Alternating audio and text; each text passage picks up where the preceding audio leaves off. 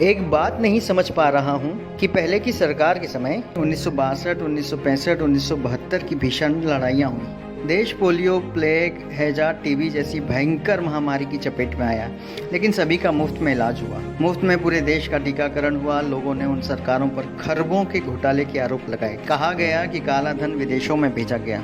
कथित भ्रष्टाचार की खूब चर्चा रही। बावजूद इसके देश में बहुत सारे सरकारी कारखाने व कंपनियां खड़ी हुई। सरकारी अस्पताल, सरकारी कॉलेज, सरकारी स्कूल बने। सरकारी नौकरियों में कोई कमी नहीं रही।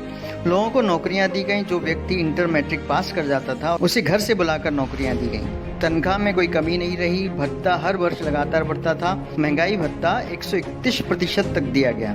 सबसे अधिक वेतन वृद्धि छठे वेतनमान में मिली। सरकारी कर्मचारियों को पेंशन दिया जाता था। देश की जीडीपी 10% से ऊपर थी। आखिर तमाम घोटाले और भ्रष्टाचार से घिरी सरकारें यह सब कैसे कर लेती थी, जो दिव्य महापुरुष की सरकार नहीं कर पा रही है? जबकि वे विदेशों से काला धन वापस ले आए। नोटबंदी से भी देश का काला धन वापस आ गया। जीएसटी से सरकारी खजाना भर गया।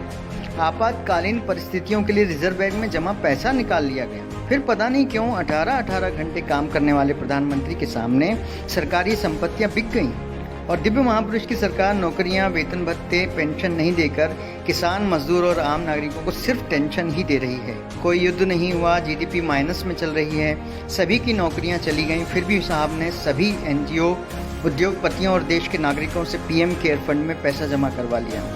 उस पैसे से क्या कार्य हुआ, किसी को नहीं पता। देश में बड़ी अजीब स्थिति बनी है।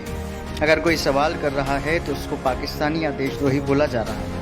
मेरे ख्याल से उन युवाओं को तो अब कम से कम अब जाग जाना चाहिए जो पढ़े लिखे होने का दम्भ भरते हैं।